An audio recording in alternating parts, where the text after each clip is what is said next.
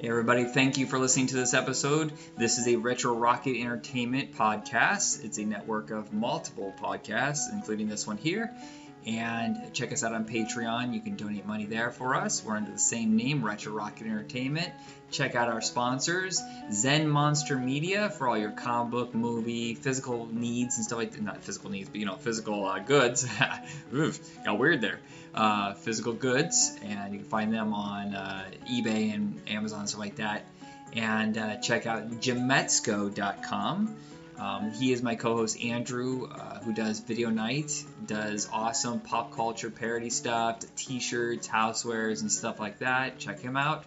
And music is provided by Civ776, and like about 13 songs up there on SoundCloud you can check out for free.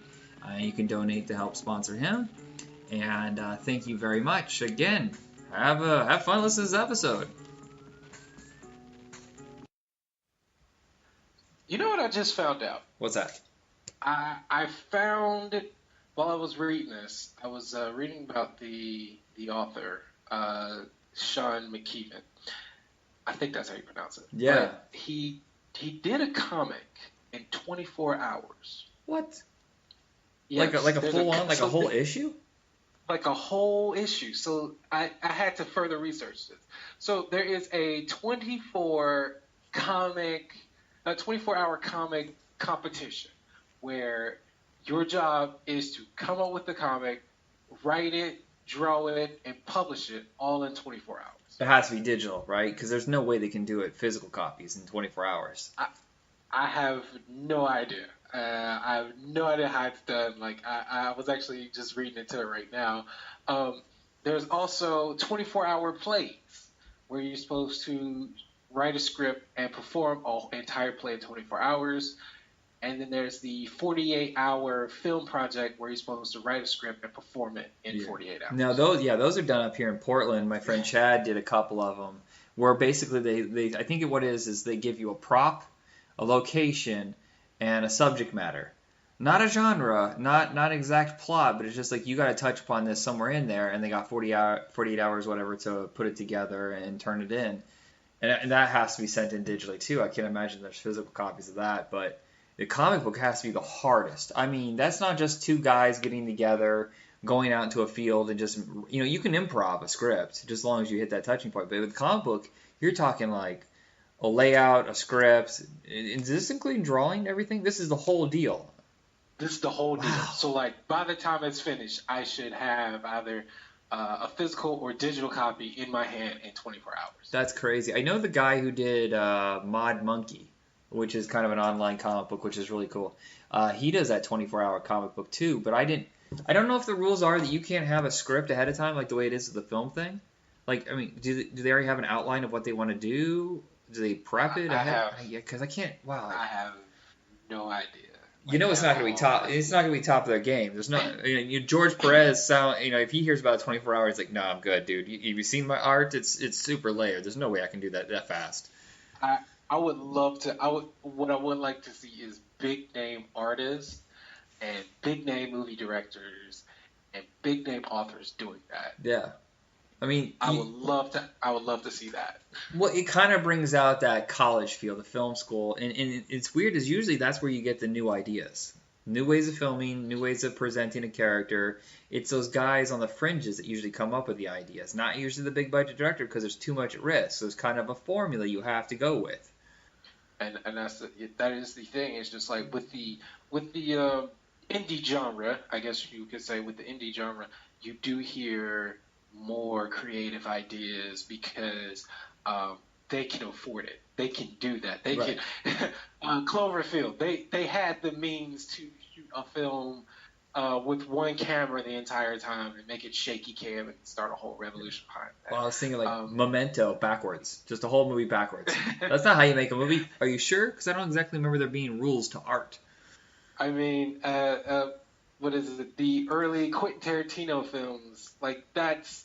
You will never, ever see a movie presented like that, where the story and the action is all presented in dialogue form. Right. Like you will never get that. Well, think about comics. Who was the first person to do a splash page? Who was the first person not to just do 9 panels, to cut things up, to make them out of order, to make the panel go from left to right, and then over back to that first page again, because that seems like it was something that popped up in the 90s where people were just like, well, I don't have to do it this way, the way you've been doing it for 40 years where it's simple layout. I can break this up any way I want to. Which is, and then I think what happens is once there's this, once people see it, once they see it, and it's like, that is innovative, that is creative, that is different, I want it, then it takes off. Yeah. And he must bring that attitude to this comic book. This, what is it, like 4 years old now? It's not groundbreaking, but there's stuff that he brings to it that's a fresh voice. Oh, no, it's actually older than I thought. It's 10 years old. I didn't realize it was that old. It came out, so Terror Titans, it came out in 2008 till 2009. I'm going to say that came out 5 years ago because I'm still in denial. This is before, I want to say it's before Infinite Crisis. Definitely before Darkest Hour, Brightest Day. This is when comics are really starting to push that edge. So thank God that they dropped the comics code. But I still wonder why comic books are not rated. And I know people say, every time you want to rate something, a video game or music, they're like, oh, it's censorship. No, actually, it's been proven, especially with those two genres, by putting ratings on both of them, you were allowed to expand upon what was allowed in music at that time. Because I remember in the 80s, there was a big hubbub about not even having like a single cuss word in an album. And people were like, oh, this is censorship. You can't do that to music. And I'm like, well, by entering the MA on the CD, parental guidance advisory, they were allowed now to say, hey, look, you have the normal stuff, which you've been hearing for 40 years, and now we have the new stuff, which can expand upon new ideas. It's not just cussing. They're talking about subject matters that were never really covered before. Same thing with video games. None of those games that we love now would exist if it wasn't for the code. I think what is it? Code is double-edged. I think if you say you can do bad things will happen. It's more or less like I think even then there's a moral code that exists with ratings. You can play, like most video games you will play, yes, it might be rated M, and you'll see somebody get chopped up or their spine ripped out Mortal Kombat style, but you never see a kid get killed. Nope. But I was just thinking about these comics, they dropped the code, I think, like 15, 16 years ago? The independent comics really dumped it a long time, like 30 years ago or so, or maybe they never even had it in the first place. But if people at home don't know, older comic books were really controlled for a long time, especially during the Red Scare of the 50s and 60s. That doctor that came out and said that comics were bad for kids. They had to dump all crime. There was no monsters, and they lightened up in the 70s. They allowed monsters back. But things are really, really confining for these companies that wanted to tell more mature storylines like Marvel and DC. And they're like, you know what? We can self-regulate. But looking at Terror Titans right now and realizing there's absolutely no warning that this is almost X-rated. I mean, this is a disgusting at times. I mean, I'm not saying it's a bad thing. It's just you're horrified by a couple of things that happen in here. And you're just shocked that this sits on the same shelf as everything else without any... if I was a kid, I'd be like, "Oh my God, my parents better never find this." That'd be the comic under all the other comics. Yeah. That'd be the comic under the pillow. Right. and the funny thing is, there's no sex in this. I think it's funny. There's so much gore. I think we can't even look at a boob in a comic book without like everybody losing their mind. But we got heads split in half here, and it's like, well, okay, well, it's mature, but we're not going to censor that. Why can't you have nudity in comics? Don't know. Like that's you have there's a creative twist to how they do nudity though. Like there's a creative twist to how they do it. Like it's like they'll put a shadow somewhere. Yeah, I mean from an artistic standpoint, it does force you to be creative. But I was just thinking, like over at Image and stuff like that, they have Saga, which has nudity in it, and Sex Criminals by Brubaker that has sex in it, and that's completely fine. But it's always funny that DC and Marvel, they have no problem showing gore, but when it comes to, nudity, they're like, no, we're good. Even if it's like significant to the plot. Nope, no, we're not going to go. No, we're good. No boobies. Like Mr. Manhattan is he wears underwear. Schwanz is just hanging there in the movie. He just wears underwear, and I'm like, come on, like if this, like his nudity would make sense because his intelligence just transcends everything else. Why the hell would I wear clothes? I'm too intelligent to wear clothes right now. Well, think about the Incredible Hulk, the stupidity that the pants still fit. He's like 6 times the size. The pants would be completely shredded, even at the waist. It's just not going to work, and yet we consistently, there's those purple pants again, barely hanging on for life. With that one, see, it would make sense because it's like he grows at least, 5-6 times his normal size, and it's like, oh, keep your pants on. Yeah, the Incredible Dork is not coming out today. All right. Are his pants made out of vibranium? Terror Titans, written by Sean McKeever. Joe Bennett, who's one of those guys, I feel like he started off like at Gen 13 over at Image, and he's just been consistently like amazing. But I think he works better in the DC house than anything else. Nothing really flashy, but he's one of those like really consistent guys. I think in 20 years people forget about him, which is a shame, but just always reliable for getting the action across, really good imagery. A lot of what the artist has to do is basically act for the characters, because this isn't live action. You can't hire Robert Downey Jr. to do it for you. You need an artist who's going to express this the way that the audience can like really get what's coming next. What I really enjoyed about this, though, was, like, you mentioned it beforehand. You say he works better in-house with DC because he definitely has a huge, he's worked everywhere. And like we've mentioned before, a lot of artists and a lot of writers, they don't really care about DC or Marvel. They'll go wherever they want to go, and they'll write whatever story they want to. One of the ones that actually caught me off was Birds of Prey. My girlfriend actually made me read it, and I very much enjoyed it. So that was like my first taste of his style of writing. And not to mention, I don't know if we've done this one or if you've done it, but he also wrote for G.I. Joe. I have done G.I. Joe, but I did an arc fairly early on where it was still Larry Hama. This is before the other artists and writers started coming in, where it was just basically controlled by him. All Marvel issues, but no, I haven't done any of this stuff. It's moved studios a few times. I think it's Devil's Due, and then now it's at IDW. I haven't done any of the IDW. There's too many comics out there I'm trying to catch up on, and I'm like, I just asked because I'm like, hey, maybe he did a Sorry. G.I. Joe. Maybe I went too far on that one. My apologies. There are way too many comics. Yeah, Birds of Prey. Big fan because I read Chuck Dixon's run, and then Gail Simone took over. And Gail Simone might be the most underrated writer in all of comics. And I totally missed my chance to see her at Free Comic Book Day last week. I was off seeing the Avengers. Hey, did you score any comics over the holiday? If you consider Free Comic Book Day a holiday.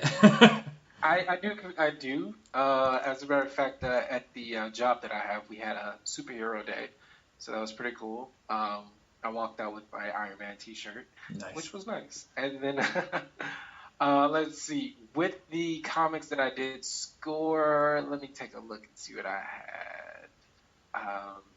I went to like 3 different places. Me too. There's like 3 comic book stores, and the funny thing is, I didn't grab a single free comic book because by the time I got to them, they were out. So I just kind of randomly grabbed stuff from my local ones, just like what was in their discount bin. I grabbed the first 7 issues of Ghost Rider, the 90s run when they introduced Danny Ketch.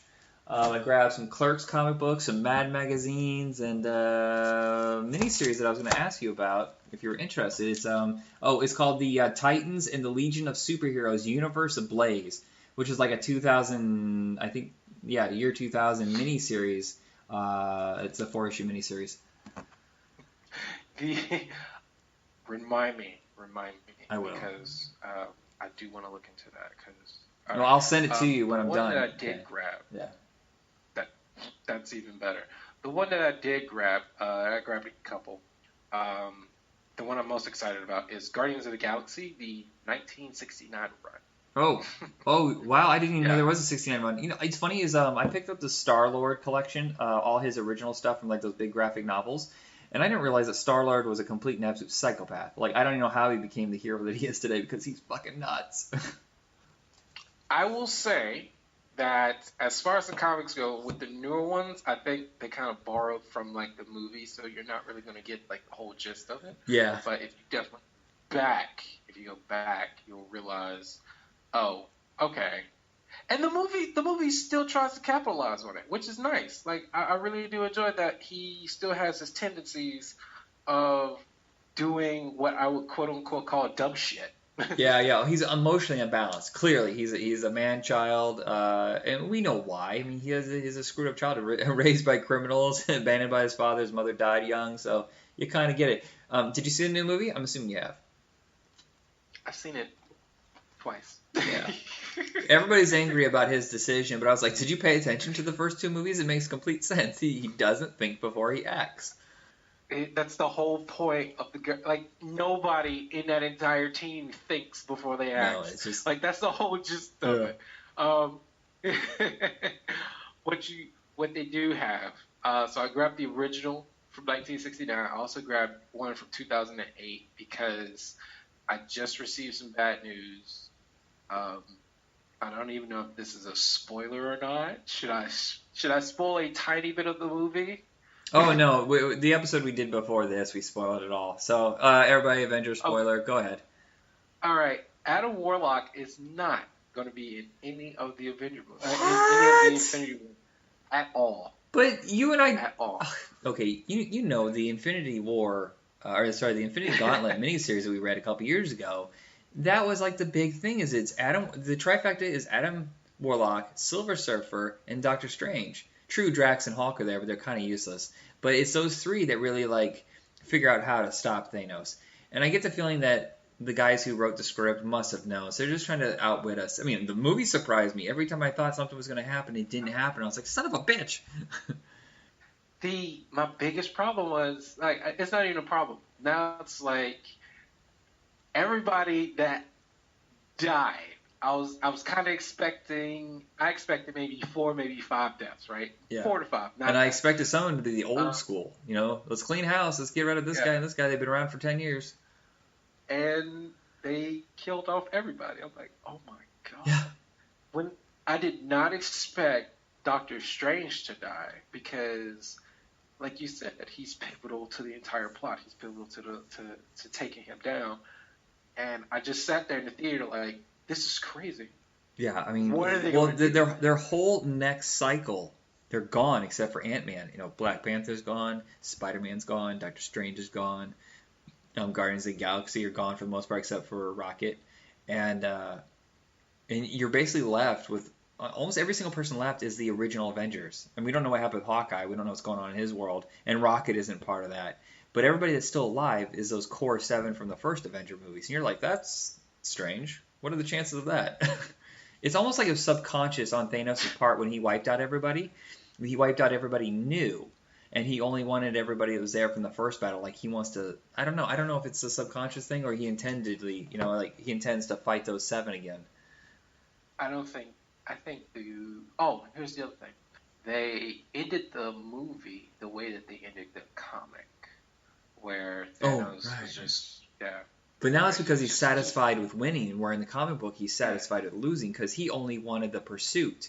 He didn't want to actually win. He loved the pursuit of it. But in the comic, or in the movie, he's completely satisfied. But also his reasoning is different. He doesn't kill them trying to appease death. He kills them because he thinks he's saving the universe, which honestly you kind of get where he's coming from. Though if he has the Gauntlet jewels, why doesn't he just replenish all of those resources that are gone? Somebody broke it down for me. They said the law of exponents, and that made sense. Because yes, you could, if you doubled the supply, and also like if you doubled the supply, it doesn't matter because we would still use it up. Okay. It would take us. It would be better to kill off half of the people and leave the resources as they are, versus doubling the resources that we have now. But the half that's left are still gonna fuck. They're still gonna have kids. They're gonna give birth. This is gonna happen again in like 1,000 years. He's gonna have to do it again and again and again. And why not just? Why not just send condoms to every planet? Just a condom rocket and just drop condoms for everybody. It's raining Trojans. Just snap your fingers and every guy loses his left nut. Oh, jeez. All right, so Terror Titans. We forgot where we were going. Terror Titans is a spinoff, of course, of Teen Titans. I don't know the storyline. If Ravager was red hot, that DC would say yes to this, or it was just such a good story, which I say it is. That they're like, there's no way we can't publish this. Yes, there's no A, B, C list. There's like hardly anybody knows. I mean, I didn't know most of these characters when I was reading this. This is like all new universe. If you were to tell me this is an independent comic, I almost believe you, except for Ravager, because I don't know any of these characters. That's the thing that caught me.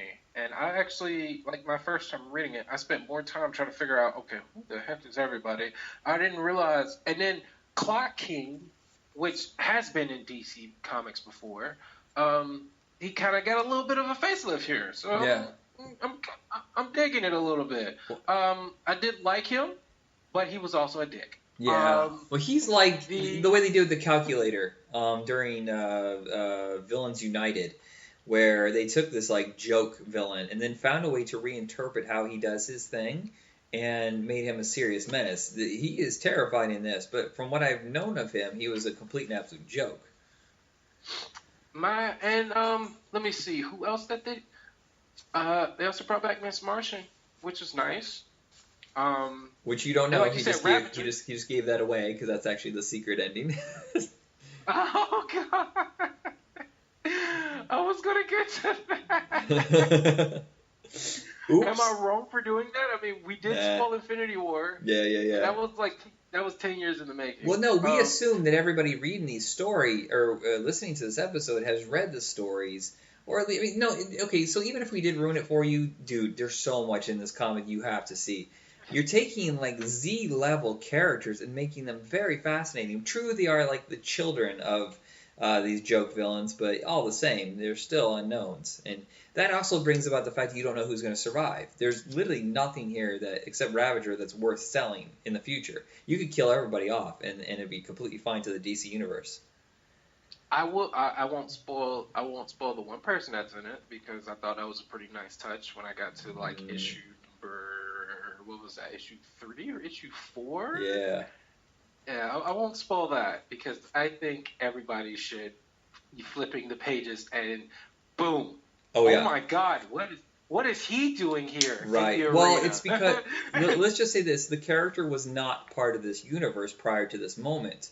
DC owned it, but they never melded the universes together until around this time. And what's surprising is that whole universe is still, I don't think it's ever been collected into trade paperback, which you're like shocked because first off, it was groundbreaking. And they did okay for a few years. And in fact, this one character here was very, very popular for even longer after the comic, label shut down. And it's a great reintroduction into the DC universe. It was a very nice touch. And then from what you quoted earlier, yes, this is very dark. This is very edgy. And this is... I was actually a little taken back here, especially with Dreadbolt having to do. Oh right. Having to do what he did. He's surrounded by a bunch of murderers, and he's the leader, and nobody likes him because he hasn't murdered anybody. Yeah, so basically the storyline here, if you don't know this is basically taking the standpoint that these sub-level villains, like the children of well-known villains, are being recruited by Clock King to basically team up on younger heroes. Why the younger ones? Not just any superhero, maybe because they're inexperienced. and then gather them up and put them into a underground fighting ring. So it's basically like Bloodsport with superheroes, and they brainwash them to be crazed, killers. And I mean, they're murdering each other. I mean, some are just beating the crap out of each other, but some of them are straight up murdering. And he recruits Ravager to be part of the villains team, the one that captures the good guys. And she is powerful and smart enough. The Clock King doesn't really fuck with her. Like, he goes, look, you can make this decision on your own. You can leave this team if you want. I'm not going to threaten you. I'm not going to force you to do anything or take any drugs. But if you cross me, then I will be ready. Kind of to go off here. The one thing that did catch me off, and like you said, they definitely brought some different people in here. Star Spangled Kid. Yeah. I actually knew who he was. I used to read this comic. I want to say it was All-Star Squadron, the Young All-Stars, one of those, where it was like the grandchildren of what is now called the Justice Society of America. He was kind of the star of that comic. I definitely had to double take right there. I was reading it. I'm like, am I reading Captain America? Yeah, he was created during the World War II craze, so everything rah rah America. Funny. Here's a funny fact. Star Spangled Kid and Captain America came out in the same year. Captain America came out first, then Star Spangled Kid. So if anybody wants to get in on that, I really won't say anybody's. It's a little bit too close to call. It's about a couple months. Right. March and September in the same year. So take that as you want to. I'm not going to say somebody's ripping up the other person, though. Well, that's kind of notorious, though, in that world, is that they're always battling each other. Like, okay, how is it one has Power Girl, one has Power Man, one has Wonder Girl, or Wonder Man, but there's a Wonder Woman. It's just funny how you would think that Wonder Man would be in the DC universe and DC would have thought about that, but no, Marvel got to it first. And not even Marvel, it was like 20 years later is when they thought of it. So it's just kind of funny how it's a little confusing. Well, and I don't know if Namor and Aquaman are at the same time, but those two are really close. Who would you put together? Like, if it was Namor versus Aquaman, who do you think would win that one, though? God. Above the water, Namor's got it. Below the water, Aquaman's got it. But if you're talking from a creative standpoint, Namor is one of the shittiest comics of the 90s. Once John Byrne quit, it was complete trash. Aquaman keeps getting better and better, and I'm actually shocked it's getting so good. I mean, I used to make fun of him, but I love it now. I will say that Aquaman, they definitely realized that he was the butt of everybody's joke. So I'm very glad that they did make him, an actual hero. Like, he actually went in and kicked everybody's butt in a few issues, actually. But I do like that. Like, well, and the comics actually kind of turned into a horror comic. They really understood that we don't know really what's in the ocean. I mean, we've explored maybe 5% at best of the ocean. There are depths down there that there's creatures down there you've never even seen. And so the writers were smart and, first off, gave him his hand back. That stupid Hook thing, the long hair, trying to be extreme during the 90s was stupid. But they brought him back to his original look and said, look, it's not about the extremism. Let's take this character and explore his world. They hardly ever spend any time on Earth, and I really like the take they've done over the last decade. What the Hook? I'm not a fan of the Hook. But you know what I was a fan of? I was a fan of the hand that he had. Oh, that see-through one? That was actually pretty cool because that was more functional, I think. And plus, you wouldn't poke your eye out if you tried to scratch your nose. I love the hand, because they even kept it when they went back to his traditional style.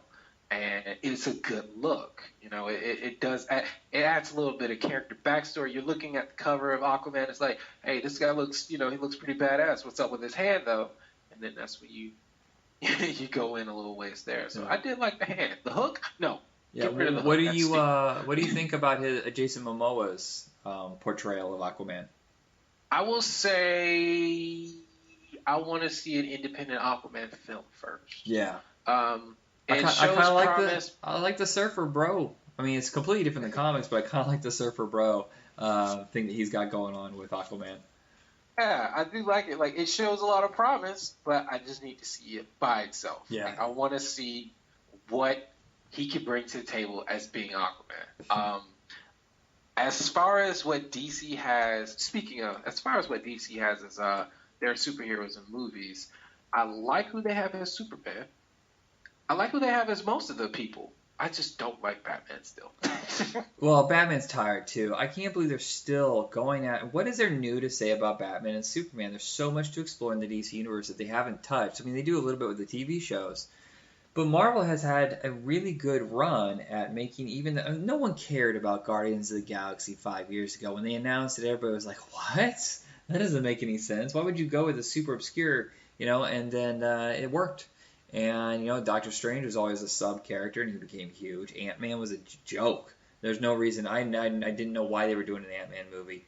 They keep getting it right. When DC, man, they just have all these characters they explore, and they're just like, let's go with what's safe. Let's just keep going back to Superman and Batman. Because I would just be honest, like, they could adopt a lot of these things. Like, I would love to see a Flash movie. Like a live action Flash movie. I don't want to watch the one on TV. I want to see it in the theater, and I want to see Gorilla Grodd. I want to see Reverse Flash. I want to see these big people. I want to see a Green Lantern with all the other lanterns. No kidding. Every single. I was telling my friend Jacob that Sean William Scott was tailor made to play Guy Gardner. I want Darkseid. I would love to see Darkseid. Who would not want to see Darkseid? Darkseid would be like the Thanos to the DC universe, and we can't get that because we keep going back to Batman and Superman. Right. But if they do, here's the thing they need to do if they continue with Batman and Superman is Batman, let's explore the darker side, the horror side. Let's go into Clayface. Let's go into Man-Bat. The characters that you can only do with CGI, like, on film. You can't do it on Gotham. And then with Superman, why are we still not seeing, like, Brainiac or Metallo, stuff like that, like characters that they haven't explored. It's always Lex Luthor. I'm like, dude, that you could do Lex Luthor on a $5 budget. Move on. I could shoot a Lex Luthor film in 48 hours in my backyard. But Shazam's getting a movie, so I'm going to see where that goes. Yeah, that's something new that they haven't attempted before, which and I think it's going to be a comedy, so it won't have that Zack Snyder touch. Yeah. I'm sorry. It's Black Lightning. I'm sorry. But Shazam should be in it. I hope. Yeah. Even if you have a villain movie, I still would like to see the hero. But they should take center stage. Have you seen the Black Lightning show? Is it any good? I haven't touched it. Oh, okay. Yeah, I'm so far behind on my TV shows. I've watched the second season of Flash, and that's about it. I have stopped. So I've been missing a couple years. They're going to do that. They're doing the Teen Titans TV show. I almost wonder if they're going to exhaust themselves. I think Teen Titans is more cinematic. It should not be a television show. The only television show that I approve of that's Teen Titans is the original cartoon. Yeah, and now they're doing the movie this summer, Teen Titans Go. We can get an animated movie. We can't get a live action one. Come on, how are they going to afford to do Starfire on television? Really? Don't know. Changeling. I mean, he's green in the first place. That's going to cost, and then you have to modify him. Cyborg is taken out of the equation, which is silly because he is clearly a Titans team member. He is not a Justice League team member. They only did that recently. I don't know where they're going with that. I don't know. Speaking of, here was another thing. Since we kind of moved on here, the Venom movie that's coming out. I'm excited for it, but I don't see how he could fit into Spider-Man that they have right now. Right. And that concerns me. Yeah. It doesn't feel like part of the Marvel universe. It feels part of that Sony universe that they were working on 5 years ago when they still had Andrew Garfield as Spider-Man. So Marvel probably signed off on it, but I guess in the comics he does join the Guardians of the Galaxy, but I don't know if that's ever going to happen. We'll see. We will see. But going back to Terra Titans, because that, like I said, still definitely caught me off guard. One person that did pop up that I really liked, and they kind of name dropped him a couple times, Steppenwolf. I missed that. Where was Steppenwolf Yes, he mentioned? was in here. Huh. I want to say issue 2. Clock King was talking to issue 1 or issue 2. Clock King was actually talking to him, and it was just kind of like a passing glance kind of thing. It's just like, you know what, Okay. Steppenwolf, I know you're running it, but I'm like, okay, all right, that's nice. Yeah, it's issue. I'm actually looking at it right now. Issue 1. Steppenwolf makes an appearance, and they also, and speaking of, since we're talking about the Titans as well too, Terra. I'm pretty sure everybody who's watched Teen Titans is very much aware of who Terra is and why that sucks. Yeah, I don't know if she's the second. I believe she's the second or third Terra because the other one was Geo Force's sister, and she looked a little bit different. I mean, of course, her hair could just be dyed. She's brown hair now, but she died. But of course, nobody really dies in comic books. They always come back. That's the point. Some people do come back. Some people have spin-offs. Good spin-offs. I will say, reading this, for whatever reason, I don't know, Copperhead. I really enjoy Copperhead. Dude, he's cool. But he talks about the fact that he's supposed to feel all these emotions, but he thinks he might be a sociopath because he's just pretending. Well, here's the thing: is that since it's all villains, they're all like kind of up to no good. They're manipulating each other. They're setting each other up for other things. And yes, the heroes are part of this. I think the main focus is probably Star Spangled Kid, who I don't know how he survives. He fights like everybody, and somehow he manages to live through it all. But mostly it's about focusing on the villains, and you got these little vignettes between each issues where they focus on how it is that they became the way they are. And it's 8 panels. Wait. Yeah, 8 panels, and it tells you everything you need to know about that person, which is really efficient writing and excellent artwork because it's all silent. And that was, with the introduction with every character, that was one of my favorites because you really get an entire backstory. And I know you hate it, but when I'm reading the digital, okay? Yeah, well, no, it's just, the reason is, and I don't know if I've ever explained it, yes, I do like having the comic book in my hands. I have some sort of visual trickery with my eye. I have astigmatism. So somehow how light bounces off my eye can make the muscles hurt like hell and they get super tight. And then when I go to move, it's like vertigo. I mean, it basically replicates vertigo. So it makes me really sick and gives me migraines. So staring at the computer for a long time, phone, if the sun's too bright, if I turn my head too fast and light catches it funny, it'll screw up my vision. Sometimes I get like these migraines where whatever I'm looking at, like the last time it happened was I was watching a movie with Joaquin Phoenix, and light had hit me from 2 different sources and somehow scrambled everything in my brain. So it was like a jigsaw puzzle of Joaquin Phoenix's face, but all the pieces were completely out of order. And then the pain that sets in afterwards is like someone drilling into your skull. And that is actually, I mean, I have digital comics, but I never read them because I'm just I get so nauseous. I guess some people are more prone to it than others. I don't know. The reason, one of the reasons I did like it, the way they had this one set up was when you open up a page, it gives you like a cinematic view of it. So I'm beginning. Let me see. I'm beginning issue 2 right now on my phone, and I swipe to go to the next page, and then there's an all black page that says the brief history of the life of Terry, and then I swipe, and it shows me the first panel on the first page, the second panel, the third panel, so I get to see each panel take up my entire phone screen, which is a really nice touch. And then, like, while I swipe, it cinematically moves from panel to panel to panel. Nice. So it's like widescreen. Yeah, and then I think one of my favorite things is when you do get a page and it's big and there's a lot of dialogue boxes and a lot of things going on, it can be a little confusing. Even if you do know how to read the comics left to right, A, B, C, and the formatting. What they do is this. If I swipe, it shows me what to look at next. Okay. Which is better because sometimes I read comics and they're completely out of order. I'm like, wait, was I supposed to go right? and then it go down, and then right, and then the next page is completely formatted different. That's the only thing. There needs to be some sort of consistency in how they do the panels, because I've read some comic books where I'm completely lost. I'm like, where's the next piece of dialogue? Where's it go? And then you're like, oh, I'm on the wrong page. That is one thing that I do like, and it's like by the time you get to the end of the page, you get to see the entire panel. Well, so digital comics are cheaper too, aren't they? Like quite a bit cheaper. I paid $11 for all of these. If I would have got physical, I would have been up about $30-$40. Yeah. The problem is, okay, so I go to a place called HamiltonBook.com, and they're an outlet for books and movies and CDs and stuff like that.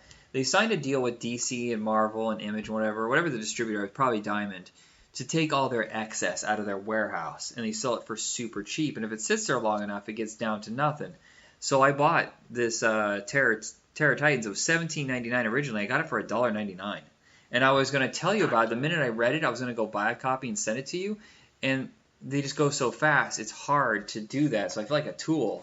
But if you ever go there, like check out their graphic novels, then set it to lowest price or whatever, and you'll see all the stuff. It's like $1.99, $2.99, $3.99. They're trying to clearance out, and it's like lower supply. I'm not trying to pitch the company. They didn't pay for this, but that's usually where I get my trade paperbacks. It's super dirt cheap.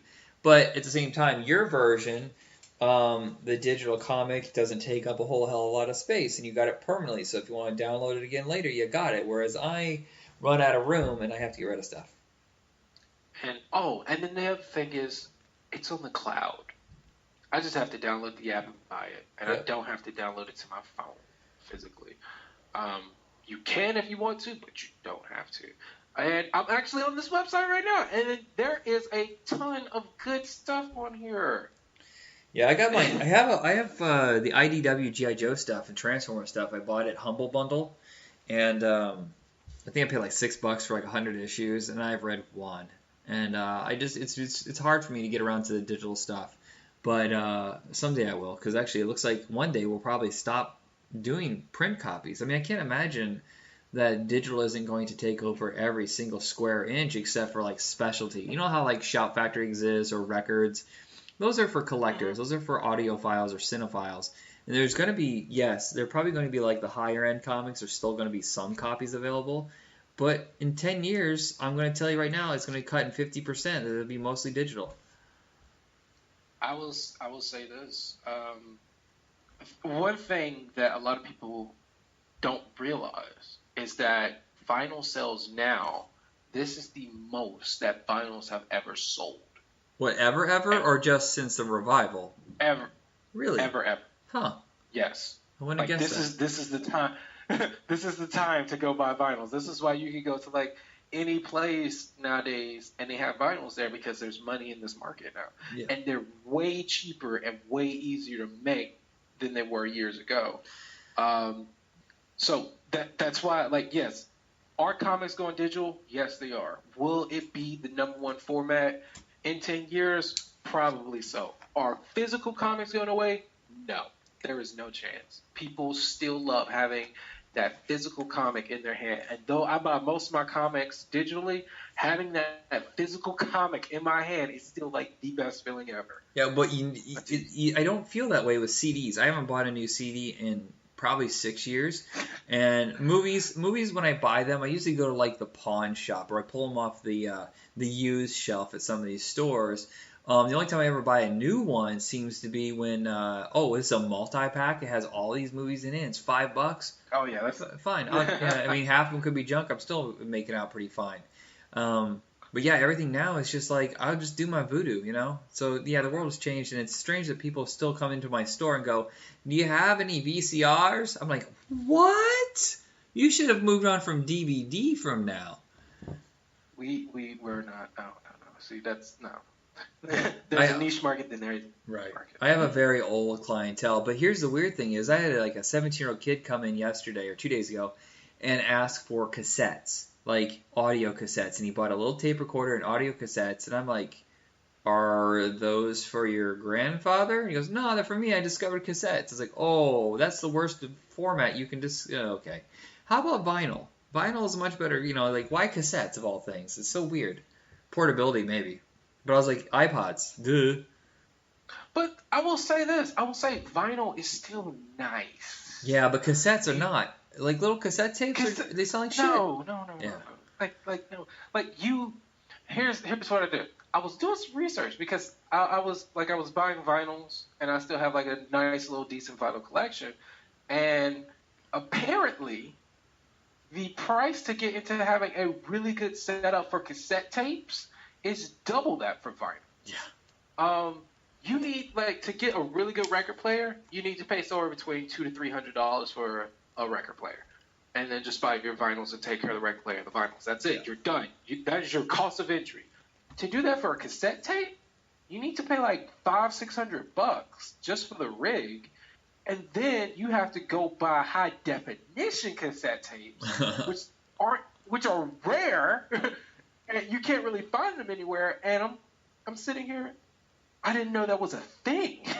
That's the weird. Yeah, it's the weird because there's niche in every single media format, but there's certain like people who love Laserdisc. I'm like, it's the same exact thing except looks better on DVD. Then there's Blu-ray, and or 8-track, reel to reel. I mean, are there people who out there who collect reel to reel, which is mind-boggling.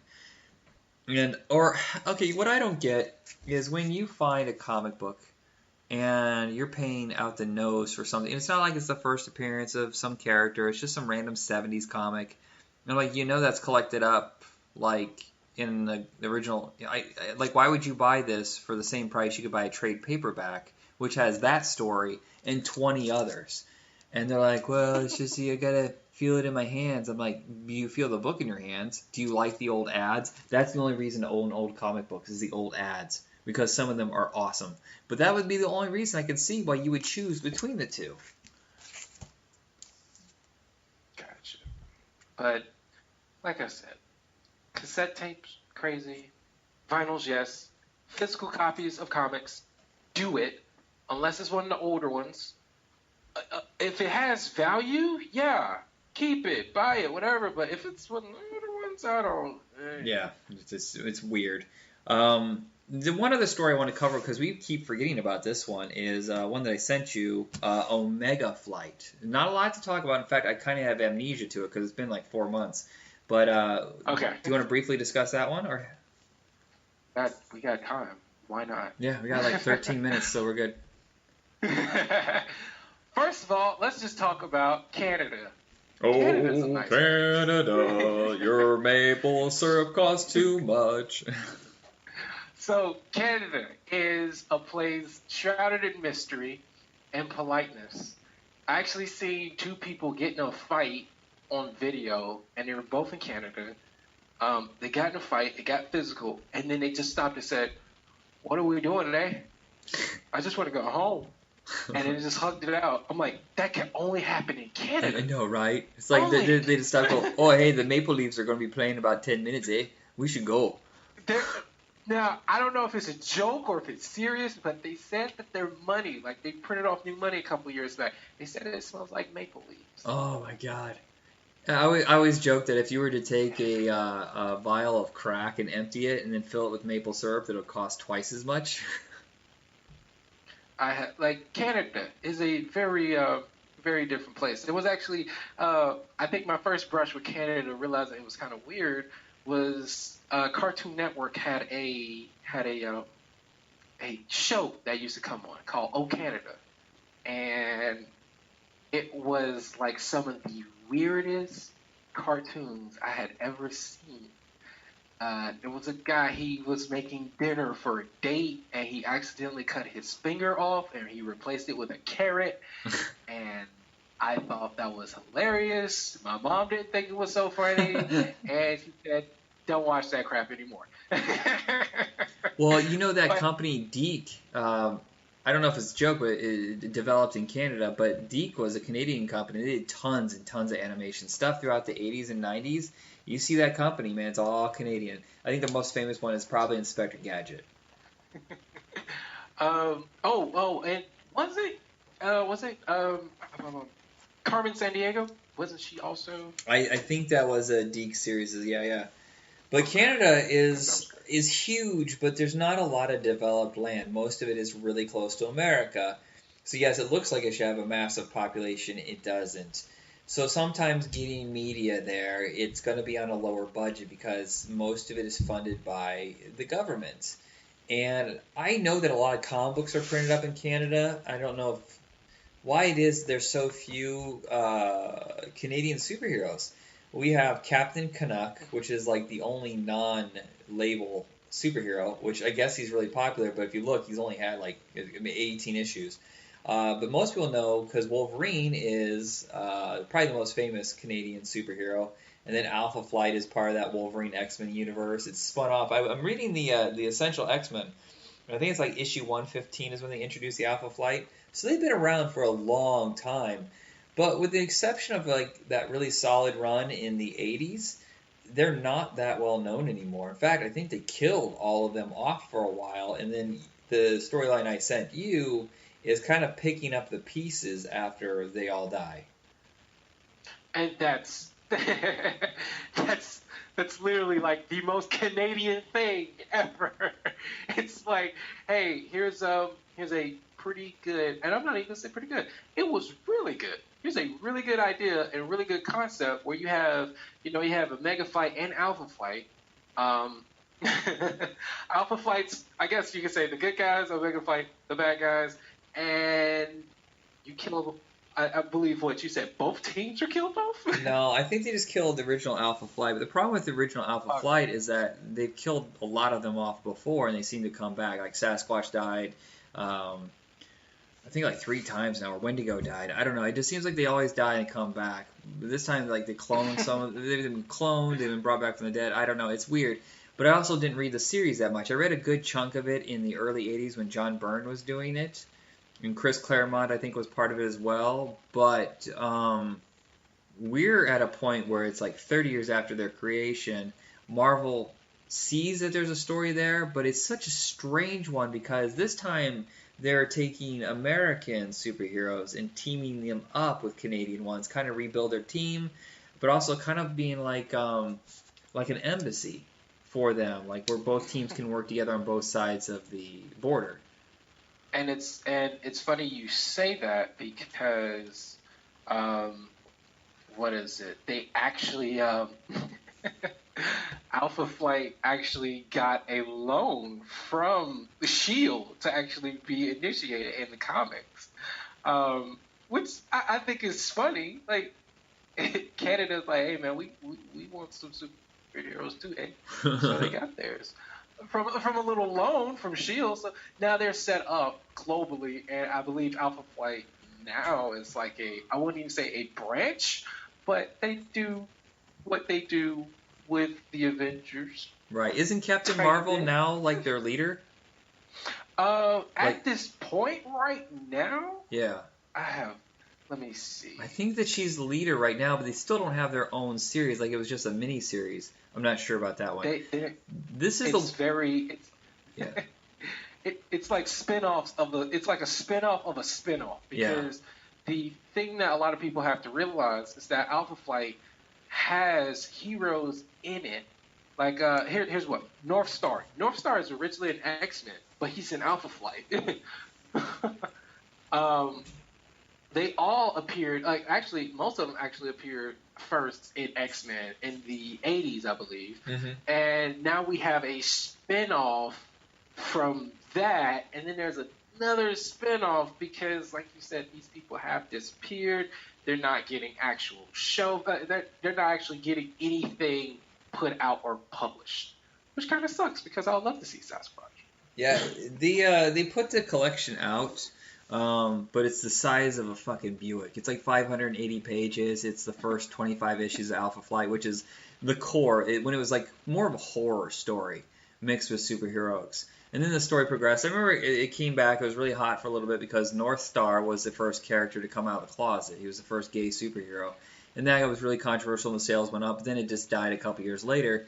And they tried to bring it back with a whole new team and Gladiator. I think it was... Why can't I remember the name? I think it's Gladiator is the main star. I could be wrong. No, Gladiator's from... Guardian? Guardian, thank you. Gladiator's from X-Men as well. He's the one with the mohawk. Guardian, so they cloned him, they brought him back from the dead. His wife was Guardian for a while. So I don't know where the story. This one's weird because it has U.S. Agent. Is Beta Ray Bill part of it as well? Am I wrong? Beta Ray Bill is not part of Alpha. Who is part of this team? Because I can't remember. I don't know why I have complete amnesia to this, except for the fact that U.S. Agent's there. So let's see who they have. Like oh man, I did not know they were in the cartoon. The current lineup right now. I have a list of people here. I have Guardian, like we said. He's a scientist from London, Ontario. I think that's Ontario. Ontario, yeah. Yeah. You have North Star. You have Sasquatch, who I think is just a fan favorite. Like I love Sasquatch. You also have Aurora, who is like another. Back in the 60s, 70s, she was kind of a well-known X-Men. Now she's not. You have Shaman and Snowbird. Oh, so Puck is not there? There's a little guy named Puck who was really, really tiny. He was like even shorter than Wolverine, and he was insanely athletic. Okay.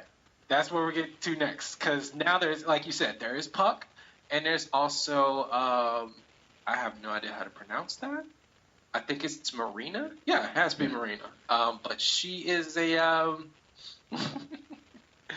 she's actually an honorary. Like that's what they are. They are all honorary Avengers. That's the word I was looking for. But Marina is she is a, let's say, an subaquatic person. She actually has a run-in with Namor. Yeah, as well, too. She was a big part of that universe for a while. Also, I didn't realize that Julia Carpenter, Julia Carpenter, who was Spider-Woman during the 90s when she was in West Coast Avengers, her name changes to Arachne, and that's a terrible name, but she's part of this team as well. It's a weird comic book because it does feel like a hodgepodge. They're just like, who do we have that's not currently tied to any of the Avengers comics? Because we have like 18 of them going right now. Okay, grab them and throw them into this. We have, and I'm still not done. There's Vindicator as well too, but this would be the female version of Guardian, which is, like I said, this is very weird. There's Murmur. Once again, also came in with the Generation X, so that was kind of like with the X-Men. She's an X-Men spin-off character. Yeah, I remember that. And then she got spun off even further into Alpha Flight. And then there's Radius, which once again spin-off of a spin-off of another spin-off. Yeah, that team's weird, and it's really surprising that they haven't gained a stronger following. I would love it, though, if they did get brought into the Marvel Universe, and don't do it as a TV show, because trying to do Wendigo or Snowbird or Sasquatch on a TV budget, it ain't gonna happen. It's gonna look like shit. I'm very, I think this is, I think what they should do is just have a cameo. Yeah. Give them a cameo. Yeah, throw it into Avengers or something. Say, here, we're starting to...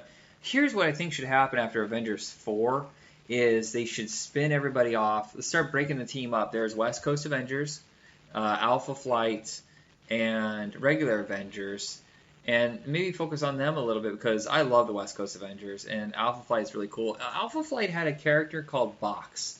First off, that's a shitty name. And two, he was of course it's Canada, so it's like this bland, washed out version of Iron Man. It's just, I think he was a paraplegic. Yeah, Box. That's it. That's even worse. He has no use of his limbs, and they just name him Box.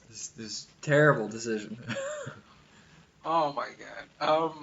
I think the only thing that might be weirder than Alpha Flight are the Alpha Flight villains, because none of them are major players. No. You've seen them before, you've heard of their name, but they're none of them major players. One of my favorite would be Master of the World. Lame. Was it Vincent Price? You're not going to get that joke, but that's a really obscure reference. But this guy's a caveman in Asia. So I'm like, what? How did he get from Asia to Canada. What? Yeah. There's also Wendigo. Yeah, and Purple Man. Purple Man, which you'll know from the Jessica Jones TV show, but seriously, just Purple Man. Terrible name. Purple Man. There's also I think this is probably the worst one, and we probably won't see this. Pink Pearl. Nope, never in a million years. That sounds like a porn title. Okay, so let me tell you why we would never see Pink Pearl. Pink Pearl is a what's the nicest? She's obese, and it gives her obesity is her strength. What? So she's like a female version of Blob in the X-Men universe. Oh, I just said the word Blob, and I didn't mean it to like that. People, don't get upset. She even after losing against Alpha Flight, she opens up a male strip club.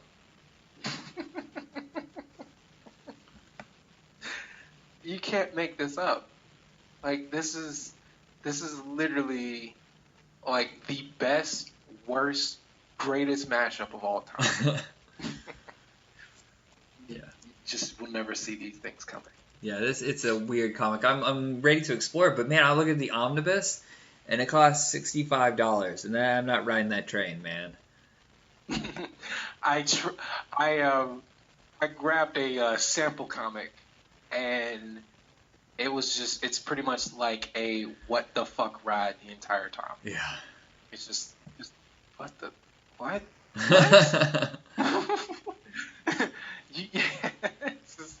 It's a great series, though. I think everybody should at least read it once just for the laughs.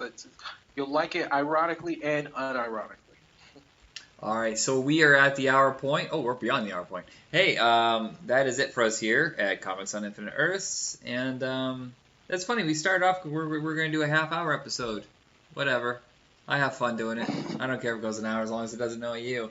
So the next episode I'm doing Jacob, we're going to discuss the Ghost Rider horror line of Marvel. And you and I will discuss something to do for the next episode. And that's it. Have a good night. All right. What? Good night, guys. Yeah. See you.